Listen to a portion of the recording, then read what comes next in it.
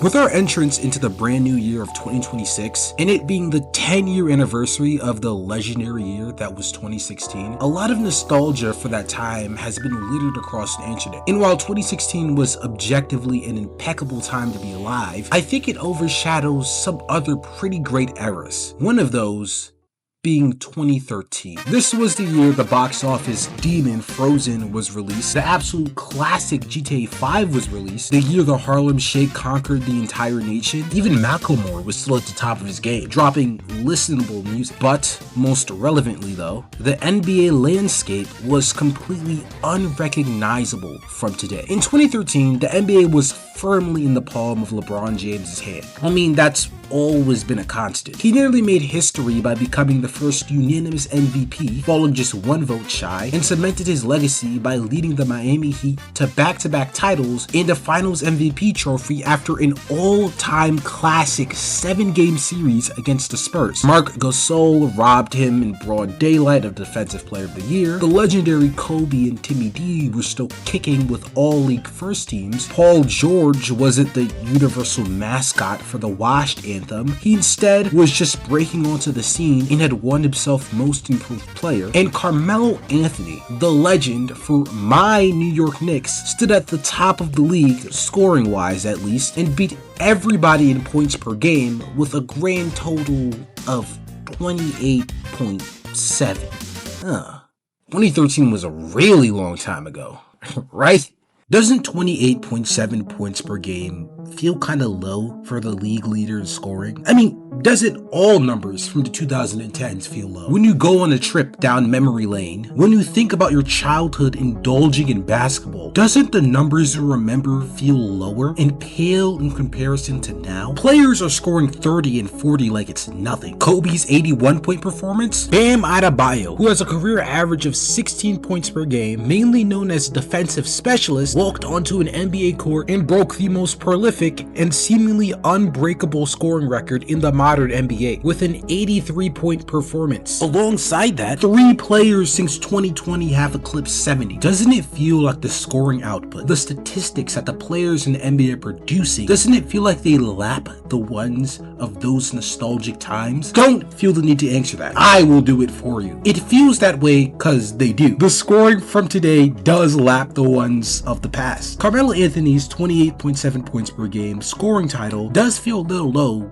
because it is low, very low. So low that since 2013, the scoring title winner has only scored less than that one time. If we expand it past that 28.7 to the top 10 scorers of that season, the comparison is astonishing. Carmelo's scoring title would barely crack the top 10. LaMarcus Aldridge, who scored 21 points that season and ranked 10th in scoring that year, not only scored 6 points fewer than his 10th place counterpart of today in Stephen Curry, but he would not be ranked top 30 in today's NBA. In fact, I compiled a list to determine the scoring output of all the stars in the league. I averaged out the top 20 scorers from 2013 to 2025, listed them out, and found that the scoring of the league's best stars took a leap from a modest 23.97 in 2013 and underwent a small transformation, a bump slow increase until finally in modern day, the scoring output of the league's most prolific stars grew to a massive average of 30 points per game. The insane and direct growth year after year, the large leaps in output, efficiency, and execution by not just one player, one team, but the entire organization displays the new era of basketball the league has entered, and a new stretch of times where the rules and dynamics of the sport has shifted. A league of growth, prosperity, one of unprecedented output,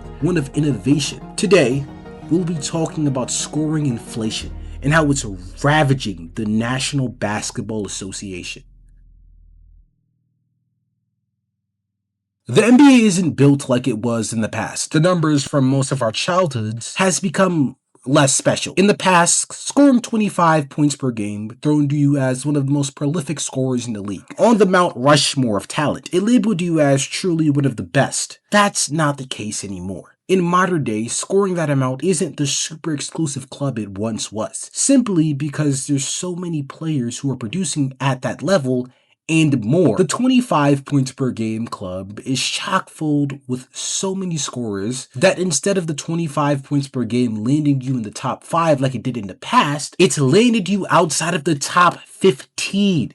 The stark increase in production headlines a brand new era, a total contrast in style and trend for the NBA. The increased scoring output from today's stars completely laps the ones of the past. And listen, it's not just that they're scoring more, it's how they're doing it. They aren't just chucking. By every metric, they're far more efficient. They're more effective across every facet of offensive production, and their playmaking numbers are through the roof. According to all feasible numerics, they're just better. Right? The NBA has been on a scoring kick league-wide. The average points per game went from a modest 98.1 in 2013 and ballooned all the way up to around 115 in recent years, which is kind of represented with the leap in scoring power from the top players in the league. Teams as a whole was going through the jump in scoring league-wide, a revolution, if you would. They were putting up more points, and it made sense because they were putting up more shots, playing faster across this period.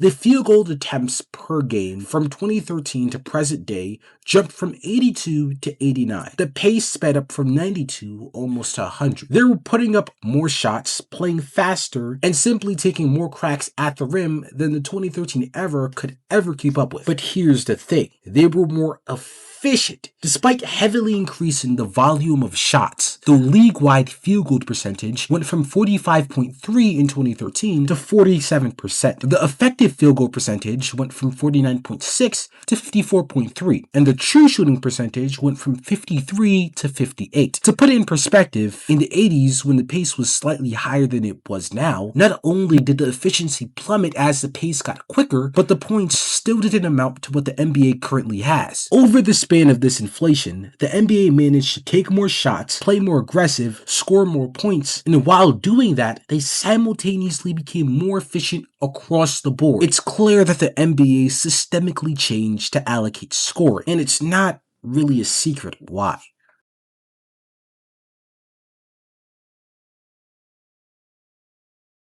The 2016 Warriors were on a completely different stratosphere. Stephen Curry putting up a unanimous MVP season, doing unseen things on the basketball court, Klay Thompson turning into a human flamethrower the second he touched the ball, and Draymond Green anchoring a defense that could switch everything and swallow you whole. They were the death lineup that tormented the NBA, a perfect entity that completely transfigured the norms of NBA basketball at the time. Spread, off-ball movement, three-point oriented style of play. They were one of the most innovative, feared, and potent offenses ever crafted. If you look at their offensive rating for that season, a statistic that takes every aspect of offensive production and measures it objectively to how effective the team was, they far and away led the NBA with a rating of 114.5. But if they were transported to this season, they would be tied with the Phoenix Suns for 13th place in the NBA. This isn't the league just shooting more shots. It is them just going on more fast breaks, per se. The league as a collective has, at every single aspect of offensive production, made giant leaps in their scoring potency, to the point where one of the greatest offenses ever assembled just a decade ago statistically would be league average if transported to today. There has been a stark inflation in the production of NBA scoring over the past decade or so, and we see that in the star scoring, the team scoring, and the league efficiency. And all there is to ask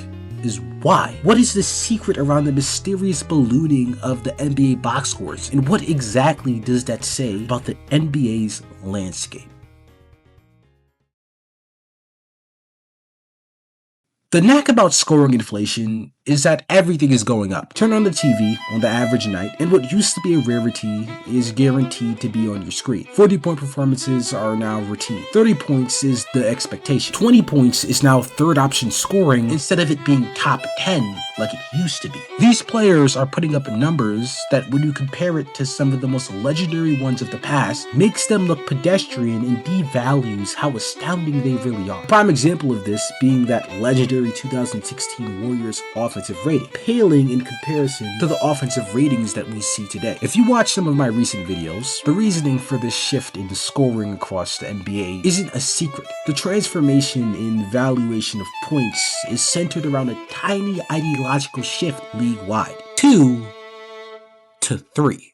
I'm sure you know this already, but that Warriors team was so special because it was trailblazing offense for the rest of the NBA. Their heavy implementation of the three-point shot took the league by storm, and their historic 73-9 season basically forced the entire NBA to adopt the three-point shot into their game. Before this, the league's old-fashioned views put a cap on the scoring output. For the near century since the NBA inception, coaches preferred the safety of heavy post-ups over the three-point shot. The entire schematic transformation, shift, fluctuations through each legendary era was done inside the arc. The perception around the three was it being gimmicky, too unstable, and risky. That idea was eradicated with the historic juggernaut offense that the Warriors achieved in that 2016 season. An ideology shift that removed the cap that battled the NBA for the entirety of its existence. The reason it worked so well was the simple fact that 3 was worth more than 2.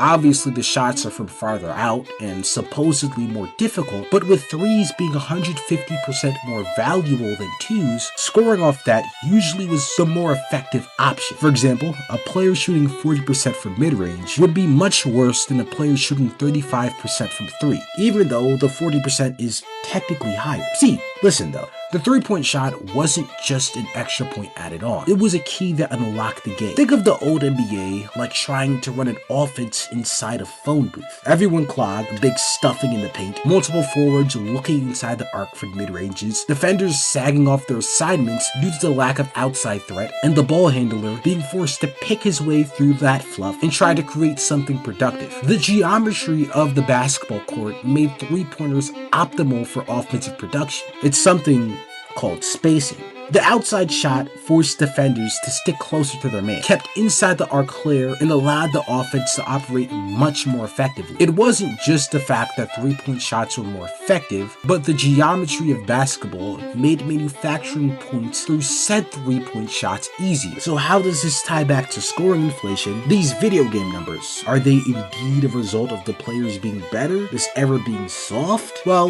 the Dynasty Warriors legalizing the three-point shot enacted a league-wide identity shift that unlocked the offensive potency of the entire league. But the evolution didn't stop there. Everyone wanted to match the Warriors' culturally revolutionary play. They wanted to have the impact the 2016 Warriors had. They wanted the admiration, the success, the glory. Steph Curry indeed was impossible to stop that season. His bionic-like shooting, ability to connect with the basket from any angle, any distance, any positioning stupefied the NBA world. The days where you had to be set-footed, hugging the three-point line was over because Stephen Curry was shooting off the dribble, sidestep tweens from near the logo, completely busting the Warriors offense open. Guess who he had next to him too? The Stone Cold Killer, a bionic sniper from 3, robotic knockdown shooter that would just keep hitting and hitting and hitting. The Terminator from the three-point line, an inevitable force that you couldn't put a stop to. These two aspects of the transformative Warriors roster, the most talented shooters to ever touch the planet, the pinnacle of the three-point offense in the history of the NBA, and the driving force behind that historic 2016 Warriors year. Yeah, most teams didn't have that. It's not easy to win 73 games. You don't do it just by shooting threes. That Warriors roster was like a glitch in the Matrix. The offensive potency, magnetism the team had, and dominance they were able to accomplish were on full display. Like I said before, everybody wanted to be like the Warriors. Everybody wanted to replicate the team, but again, not everybody had Stephen Curry. To do what the Warriors did, the way the Warriors did it, you had to be special. Despite the juggernaut they were as a collective, their offense wasn't applicable widespread. So how did that lead to widespread scoring inflation across the entire NBA? That's simple. They industrialized the three-point shot. To get to the modern day of mass scoring production, the widespread application of one of the greatest offenses ever created needed to be had. The thing though was, other teams didn't have the gravity, cleanliness, and effectivity to run the Warriors offense. The level of improvisation that the Warriors offense used took an elite level of gravity, chemistry, and IQ that simply no other team in NBA history had, so teams across the league had to make it palatable. The shift to a more algorithmic offense is the driving force behind the inflation of scoring. It hasn't been just the pivot towards the three-point shot, but however, since the Warriors had lit the NBA on fire, the manufacturing of set points has just been a trend. If the defender is X distance away of you, you shoot. If he closes out, you drive. If a second defender helps, you kick. That was the set concept that developed league-wide to monopolize the newly popularized three-point shot. As opposed to the improvisation and constant motion and deep threes the Warriors lived off of, the league opted for a more mathematical ideal that every single NBA team could apply to their offense. That drive and kick option, in any way that could be accomplished, was attempted. See, that implementation league-wide was interesting because, as you would expect, it directly improved the offense of everyone. Not only were teams taking more threes, but they had more open three-point attempts. The spacing league-wide was better. Lanes were more open to the hoop. The NBA just entered a fresh new market, one that had untapped potential. The 2018 Rockets. I think when most people think about this team, they mainly attribute it to James Harden's heinous flopping antics. But they were one of the greatest what-if teams in recent memory. This was at the peak of the disgusting Kevin Durant-led Warriors dynasty, and under the leadership of general manager Daryl Morey and head coach Mike D'Antoni, they were constructed with a singular clinical purpose: to dethrone said Golden State Warriors. They were a deeply talented roster, rich with positionless players, the hyper-efficient backcourt of Harden and CP3, along with a surprisingly good defense, made them worthy foes for that juggernaut Warriors team, even pushing them to 7 games before a hammy injury and an astronomical and probably bad Game 7 performance wiped them out. Why am I mentioning them? Because of Morey Ball. When I talk about the industrialization of the three-point shot, the Cavs are the first team that come to mind. Because of this fresh new market that the NBA entered, they were by far the most experimental. The 2018 Rockets industrialized the three-pointer by treating the basketball court like a high-output assembly line, shifting the shot from a skill-based luxury to a standardized volume commodity. Mike D'Antoni, who is no stranger to the three-point evolution, check out my three-point renaissance vid, simplified basketball into the most hyper-efficient model: 3 points or layups, instead of the motion that the Warriors opted for. With James Harden, they adopted more of a heliocentric model, with the spread pick and roll. One superstar, Harden, makes one decision, while 4 shooters stand in the exact same spots every time. It was the first industrialized offense because it was repeatable and scalable. You didn't need 2 generational shooters, a psychopath, all with the chemistry of a Red Bull and a vodka. The Rockets are a prime example on how teams of that era built onto what the Warriors did, but they're not the only example. League-wide, across the NBA, teams as a collective were building up models to replicate and expand on what the Warriors did. Are you starting to see how inflation came about? Offenses as a collective across the NBA were rapidly evolving in a way that defense just couldn't really keep up. I think the Rockets are as important to the inflation of points as the Warriors are. Is it a hot take? I think that's a hot take. While the Rockets model isn't specifically used league-wide today, since the modern NBA is more of an action trigger-filled league, it still laid the groundwork for the industrialization of the three-point shot and in turn, scoring across the NBA. See, offenses are getting better, not because the players specifically are getting better, but because of one simple and constant factor: evolution. It's an obvious theme to point out. Evolution is the fundamental biological process through which the inherited traits of a population change over successive generations, a process that is mainly created by environmental shifts, acting as selective pressures and forcing a survival test that favors individuals with traits best suited for the new conditions, easily leading to the emergence of a new species and the complex tree of life that connects all things living to a common place. From the industrialization of the three-point shot, and even from the 2016 Warriors, the players have changed. Stretch bigs instead of bruisers were now more in style. 3D wings were now on high demand. Like I said, evolution. Batches of players adjusted to fit into the new NBA. They didn't need bruising bigs or back to the basket hard-nosed fives. If at least 4 of the 5 players on the court wasn't at the very least a decent outside threat, then your team would be at a significant disadvantage. In the NBA, the new three-point world forced change. The idea was to copy what the Warriors did, be as cool as they were, and reach the heights of notoriety that they did. But with everyone trying to do that, the thought across the NBA was, how could we take this further? The hierarchy of players across the NBA shifted. Versatility was valued more than ever. The NBA searched desperately for archetypes that satisfied the rapid growth of the new league landscape. The NBA was addicted to defying prior norms. The rules of the past league didn't work anymore. It was about fulfilling the new NBA. Stretch bigs were now quintessential for modern offense. I mean, could you imagine that? Usually the center can't shoot and would have to stick in the paint. But with a stretch big, you could have nobody in the paint that would completely bust offenses wide open. Because of this, guys like Karl Anthony Towns was viewed as the future of the league. How about mobile bigs? Bigs who could handle the ball. A big who could put pressures on the defense with the skills like a guard, that would leave your primary shooters open all over. You understand how the player profile across the NBA shifted now? It wasn't a privilege to have shooters, it was more of a requirement. Being a spacing liability, because of that, disrupted the tranquility of this new league. The switch to the three-point shot opened uncharted territory in the development of the game of basketball. And in the quest to constantly dig and hungrily tear apart at the fresh new territory, which was the three-point ideology, teams have forced evolution. The systems, the one that the teams run, they dictate what players they want. They dictate what is needed along the NBA. Every moment, the build off of the past iteration, the past development, to bring something new, something unseen to the table. The offenses of the past lived with poor offensive players, players who the defense could practically ignore on the court. Shoot, even the 2016 Warriors had shooting liabilities on the court. That's not allowed in the NBA today. The biggest jump in the league is the skill floor requirement for the average NBA player. Because of the obsession with embarking on the new territory of the three-point era, more is required from the average player. The baseline requirement is that you at least have the ability to hit the outside shot. That is a complete must. Offenses have transformed to where the idea of your power forward shooting is quintessential to make your offense function. In 2013, if you were 6'10", your job was to block and set screens. The requirement of more skills in an effort to maximize the offensive production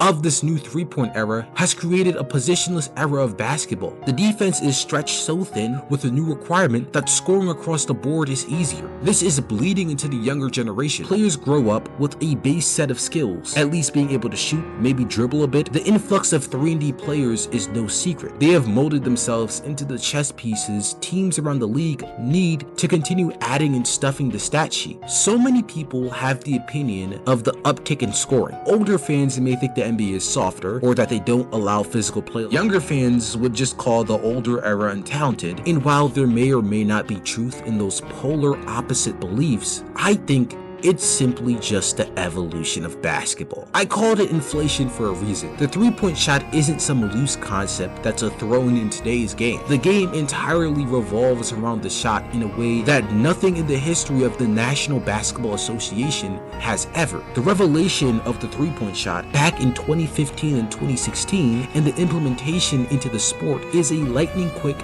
and sharp ideological transition league-wide that has never happened on this scale to the NBA. The inflation in scoring is completely natural, but it's less about the players.